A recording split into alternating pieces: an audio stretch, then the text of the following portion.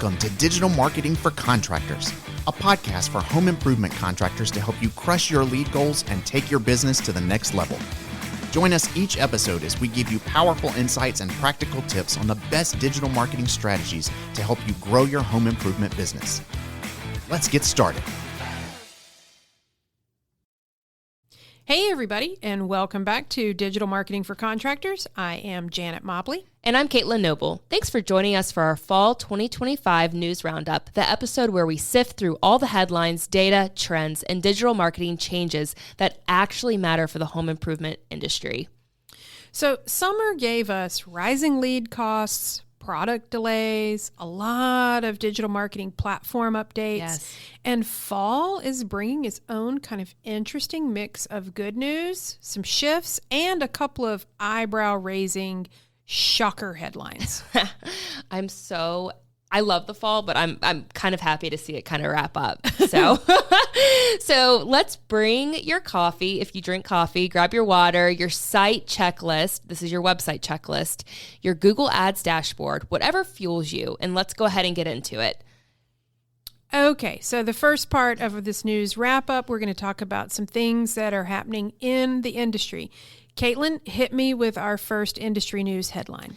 All right. So this past fall, we were super excited to hear from Pro Remodeler that women's employment in construction hit a 20-year high. What? I know. Such great news, particularly so close to our hearts as we are also a women-owned business.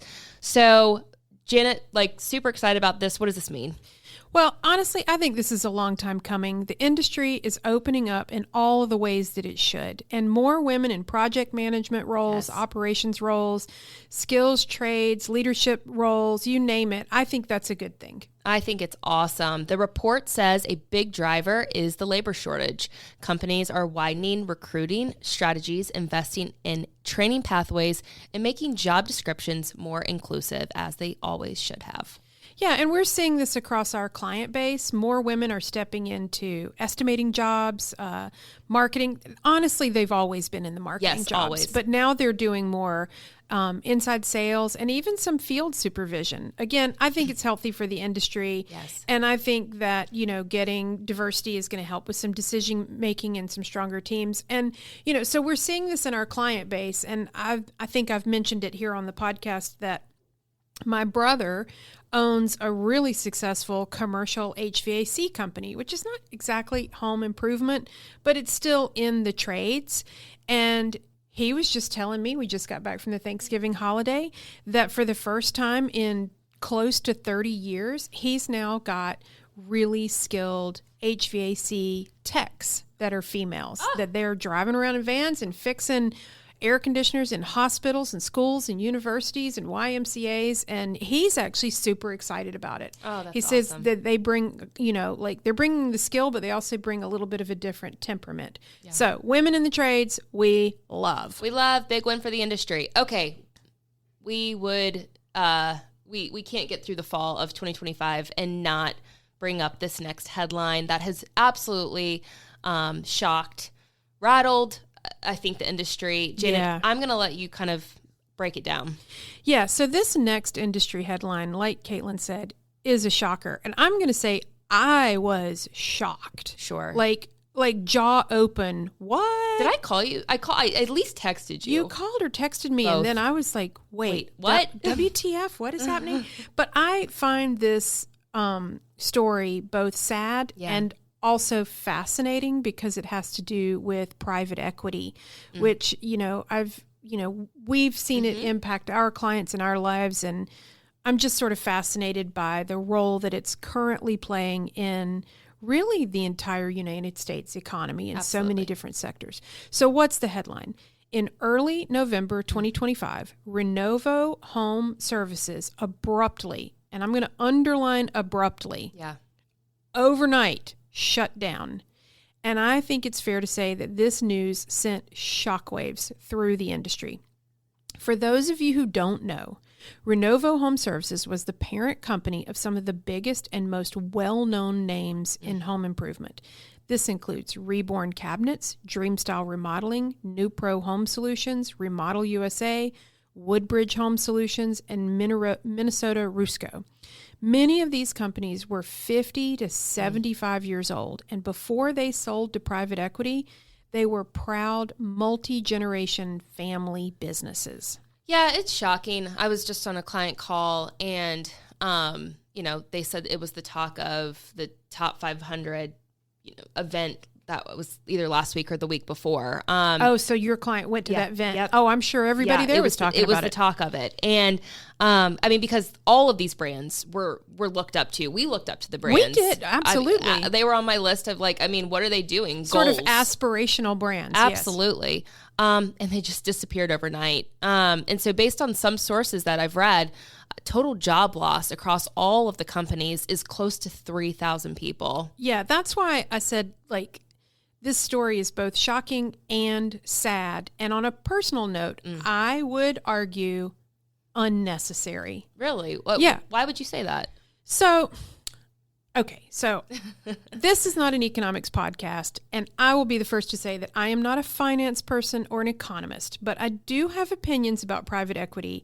And if I can't share sassy opinions on my own podcast, then what is the point?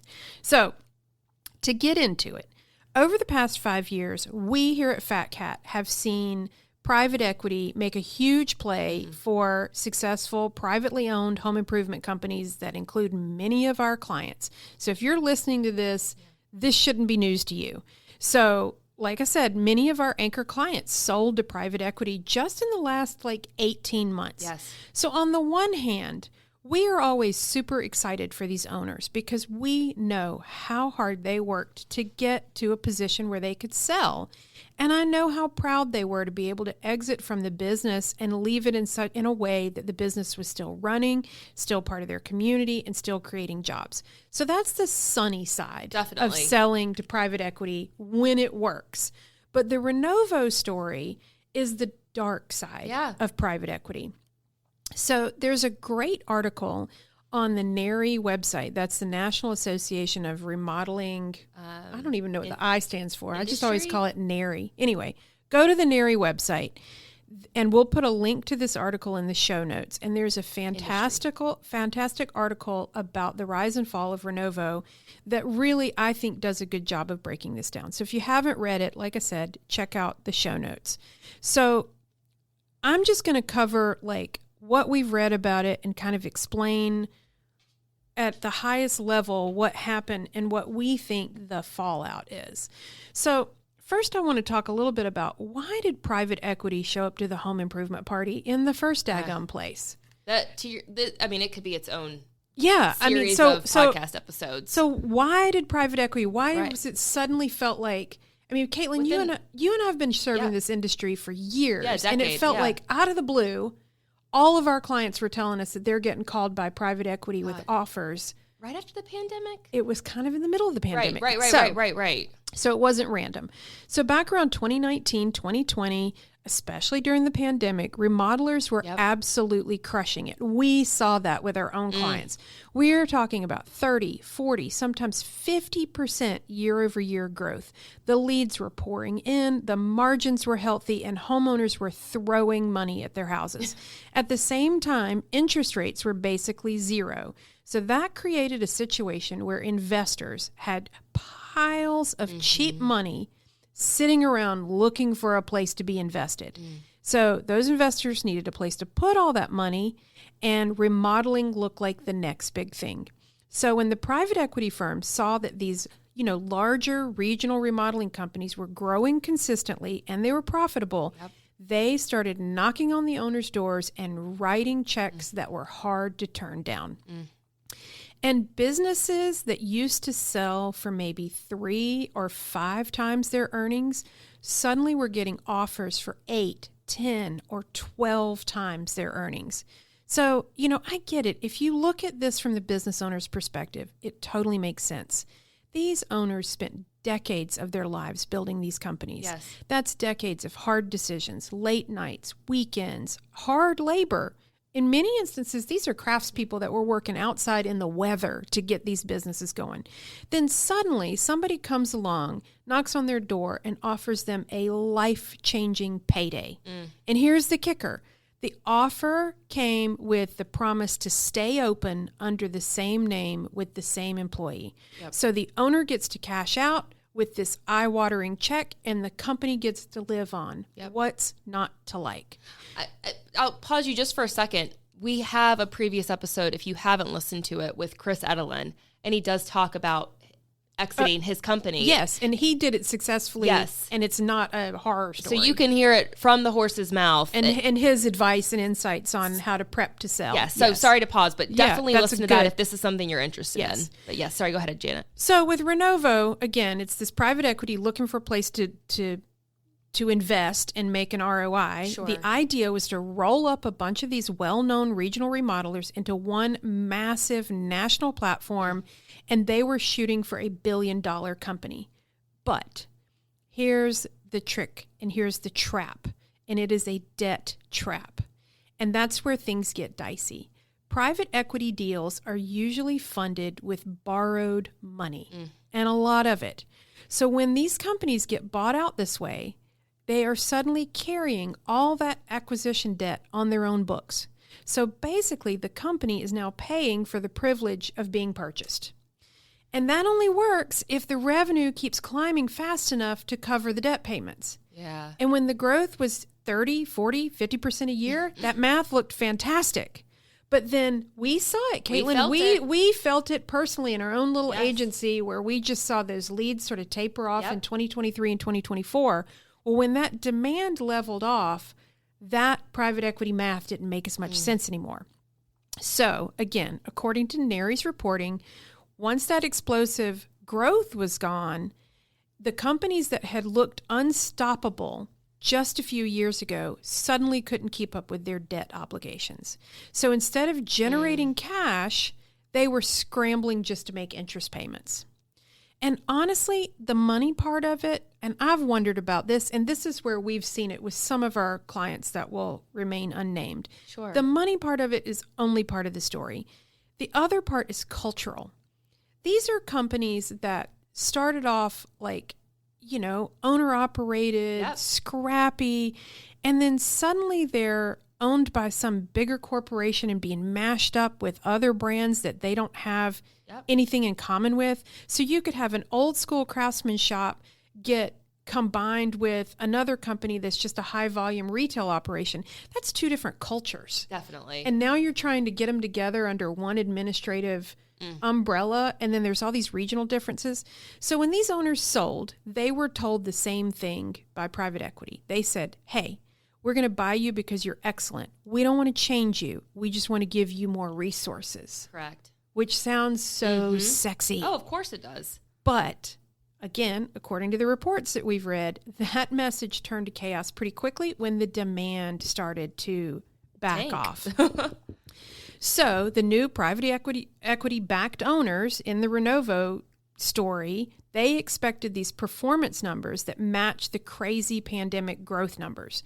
And when the numbers didn't materialize, the pressure built. So to be clear, I'm almost done with my tirade. We, Fat Cat, did not work directly with any of the companies that Renovo bought, but we have had our own encounters with private equity in the last 24 months. Yeah. And for the most part, it's been positive, but not drama-free. Sure. And I'm just going to leave it at that. I think the saddest part of this whole thing is the black mark that it leaves on the industry. Absolutely. In Boston, where NewPro was located, we saw local TV news stories that were posted online of homeowners that have dumpsters sitting in their driveway. They've paid their deposits, their homes are torn apart, and the workers just suddenly walked off the job. I mean, that is fantastic local news. Yeah. It's terrible for the industry. Terrible. So these 50-plus-year-old businesses that had deep roots in their community, it's like they just vaporized overnight. And the customers who paid deposits and the employees who are looking for answers all found the same thing. Locked doors, empty parking lots, and unanswered calls.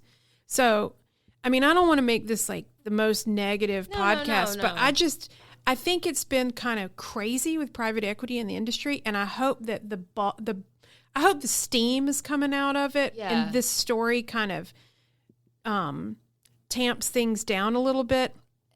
But I worry that for these markets where these big companies just shut their doors overnight. In those geographies, I worry that the remaining locally owned, reputable companies may have a hard time winning back the trust of local homeowners. Yeah, I agree with that. I would also say for our clients, the way we've addressed this, as we do have clients all over the country as well, is we're encouraging, content to be published on your website that is something along the lines of what to do when your contractor stops responding. So say why you're the expert, say signs of, what you can do to combat that if unfortunately, there's another company in your area. So you're hitting it from a lead gen angle. Absolutely. So these homeowners that are left holding the bag, they still need their project completed. Do. And you want...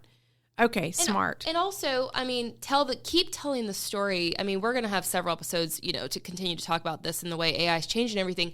But you have to tell your company's story, define your brand, whether you're a part of another private equity, big roll-up firm. Or whatever. You've got to own your identity for the companies who have come out of this, which ton have. And I think you're right. I think there are opportunities there, and especially for the companies that are established but still locally owned. Yes. I think that as a marketing message is stronger than it's ever been. Absolutely. Locally owned. Okay, so I'm going to get down off of my soapbox and I'm going to quit preaching. We had to talk about it. Yeah, it was just like...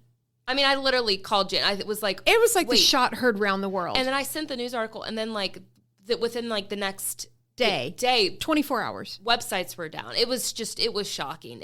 And hey, but I hope there's a lot of lessons to be learned in the industry, and what I really hope is all the talented folks who did nothing wrong, who were working for those companies, find a soft landing somewhere else. Absolutely. And I know there's a lot of resources out there to help those people find new work. Okay, so what's news? What's next? Hit me. What's the next thing we're talking about? So, the last headline to really talk about the industry that was impacted, over the past quarter, in terms of the home improvement. Sorry, it took me a second to spit that out. We have to talk about the government did shut down. It's over now, of course, which is some broader economic news. But yes, the federal government did shut down, and that dragged on almost throughout the entire fall. Janet, tell us a little bit about what happened so with builders and remodelers definitely felt that one. There's permitting delays, disruption in the release of housing market data. And I really think the bigger thing was not I don't know that anybody in our clients are sitting around going, what's the housing market data?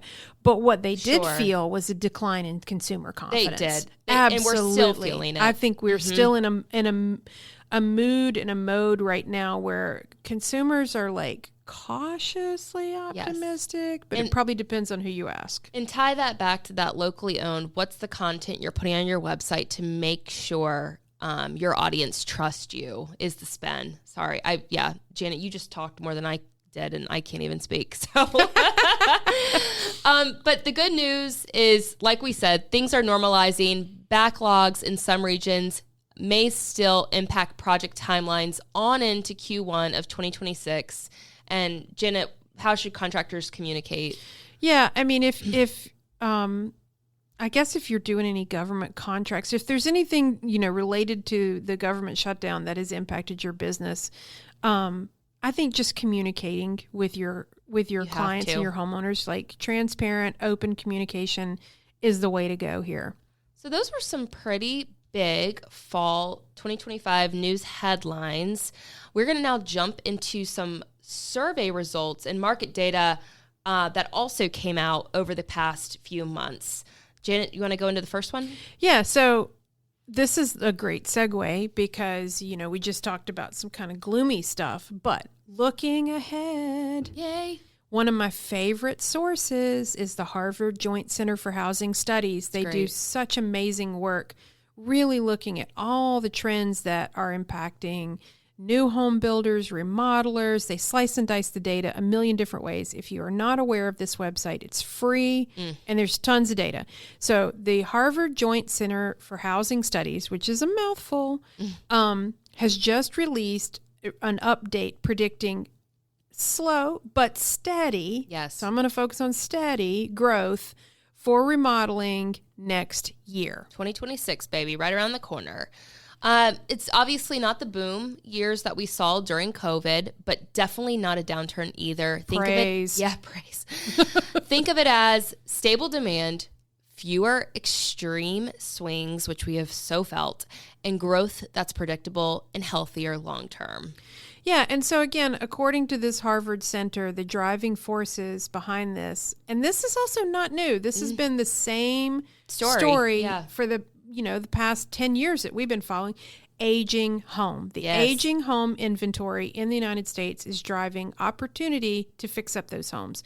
So aging homes, equity in the homes, and homeowners choosing to improve instead of move. Yes. So this is a good reminder if you're listening. We're telling this to our clients right now as we're planning 2026 goals.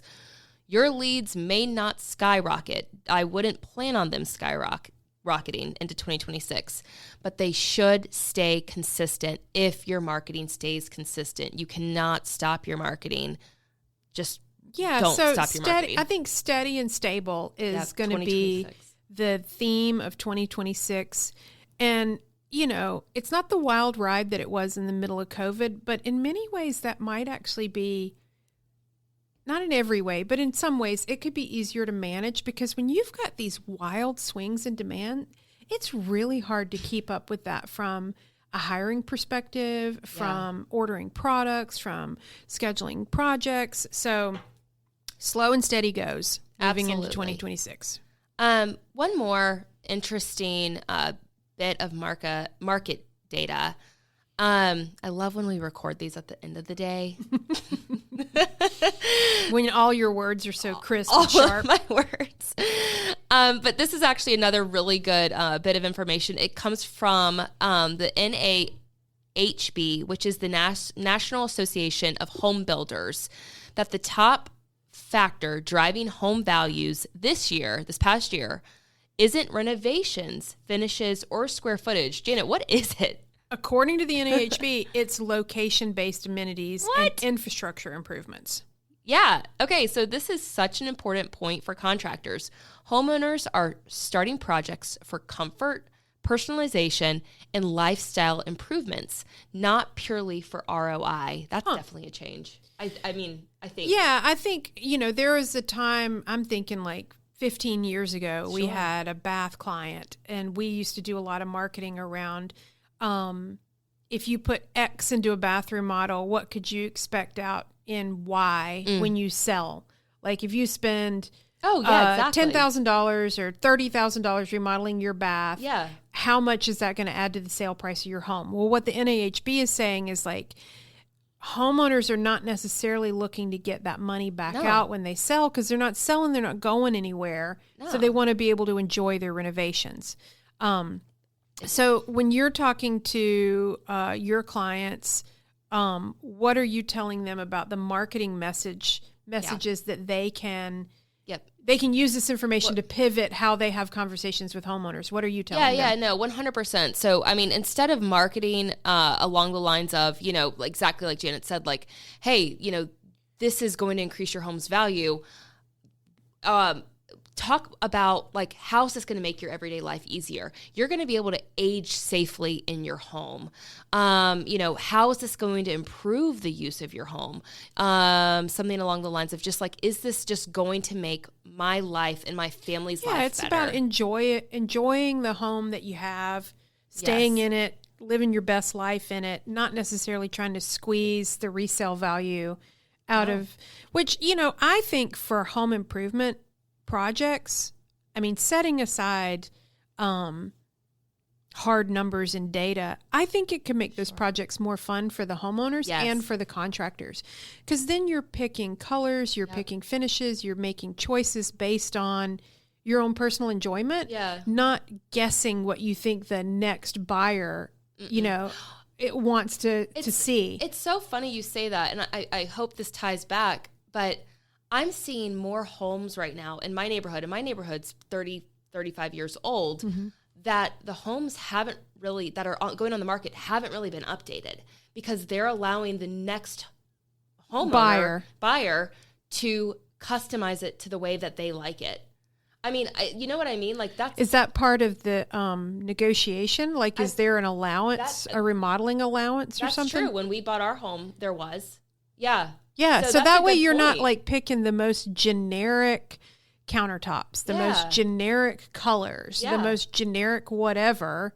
Sure. Yeah. I still have a bathroom from the 1990s. I got you beat. I got one from 1957. But those are two really good, important, survey results that did come out definitely about where to expect the industry to go next year. And so I think, sorry, I stepped on your line. No, go ahead. I think the summary there to bring it on home. Sure. In my opinion, this is not the NAHB's opinion. In my opinion, I think the implosion of Renovo has taken the like crazy manic energy and steam out of private equity in this industry. And in my opinion, I think that's a good thing. And I think 2026, we're going to get back to slow and steady growth, that this is what this industry has been built on for decades. Decades. Yes. I think what happened during the pandemic and then the feeding frenzy that became private equity as a result of it, I think that was a blip on the radar. And now we're going to go back to something that feels a little bit more stable, predictable. Yes, absolutely. Y'all, this has been a long one. If you're still hanging with us, this is the last section, and I think it's a good one. Definitely something to stick around. Yeah, stick around.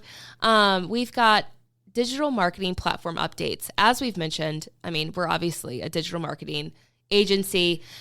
It changes every day. Oh my gosh. The pace of change is insane. So leaving the industry news, moving on to digital marketing. Let's start with a big one. OpenAI, that's the company behind ChatGPT. Correct. OpenAI has released an AI-powered web browser called Atlas. Yes. So as a reminder, what is a web browser? If you think about firing up Chrome to search on something, or if you're on Safari, on Apple Safari, for you older listeners out there, Firefox. You might have Firefox installed. So that's what a browser is. And the company that brought you ChatGPT has now released Atlas, a new browser. Yes. I am going to be the old person in the conversation and admit I have not used this. So Caitlyn, tell us about Atlas. I'll gladly tell you about it. And in fact, I've got it pulled up right here. Scary. I mean, my notes aren't on it, but it's pretty amazing. It's wild. It can summarize pages. It can help you research. It can automate tasks. What do you mean by automate tasks? Like your browser is automating tasks? Yeah. I mean, like I could let my browser know. I mean, literally. And to Janet's point, if I pulled up Google Chrome right now, which is how I'm reading our show notes, it's just a Google Doc. But if I was to go right now to this Atlas browser and say, hey, I need to help prioritize my day. Hey, I have, a list of interview questions that I might need to answer. How do I automate that, like in a more efficient way? And you're doing that while you're, like, let's say, I'm just gonna let's just roll with this. Yeah, roll with it. I'll do it live. We're gonna lean hard into Janet being the old person in the room and Caitlyn knowing the new stuff. Oh, well, here we are. So challenge me. So let's say I need to, book a flight. Okay. Could I use the Atlas browser to search for? Let's make it easy. Let's say I'm going to go directly to Southwest Airlines. You don't even have to go to Southwest Airlines. I don't go to the website anymore? No. See? I've pulled up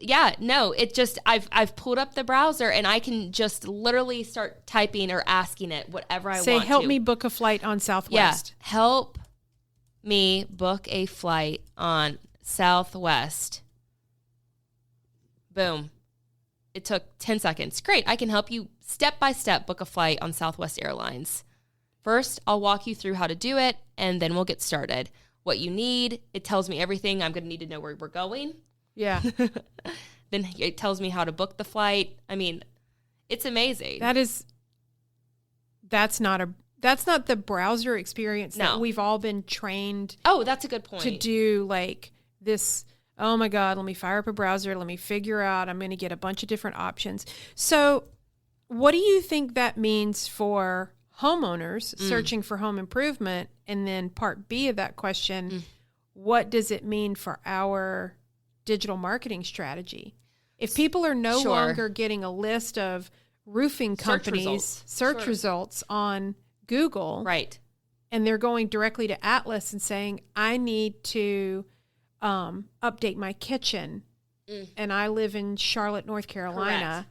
Correct. I'm guessing it's going to be a similar experience where it's going to like spit out some instructions and maybe recommend some local companies. Yes, I think this is a really good reminder that AI doesn't read your website that the way humans do. It reads structure, clarity, and consistency.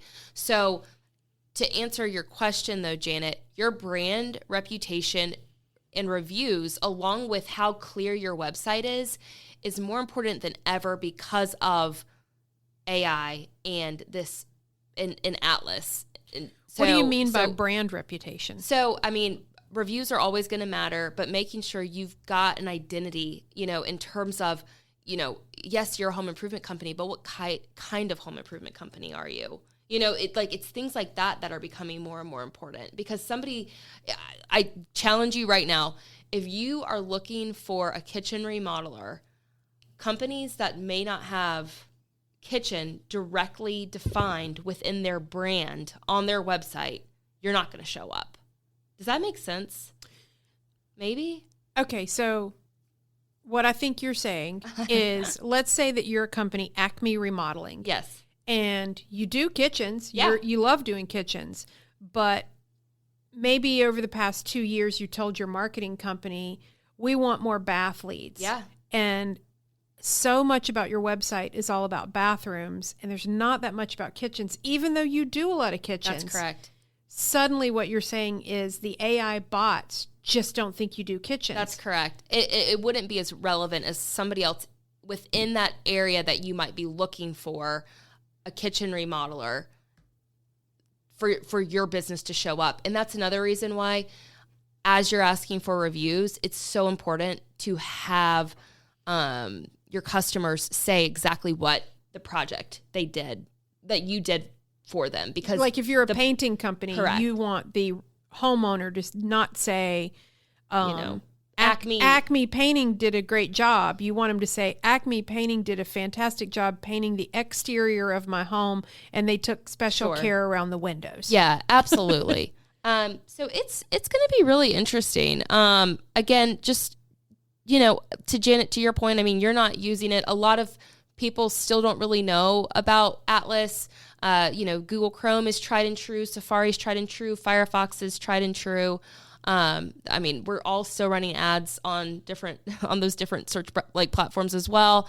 But I'll be interested to see what happens. So tying this back in with some industry news from earlier. So the NAHB, based on the aging inventory of homes in the United States and where people are with how they want to remodel, I think 2026 is going to be sort of this interesting juxtaposition between sort of a more normal demand on the consumer demand side and then on the marketing side, the way those consumers find vendors. Right. So you're going to have like a less manic, less crazy homeowner that's just throwing money at trucks riding down their street, which was what was happening during the pandemic. Yeah. I mean, our clients would tell us that homeowners would like come out and like hand them their phone number through the window. Yeah. That's not happening anymore. No. But on the other side, the internet is changing so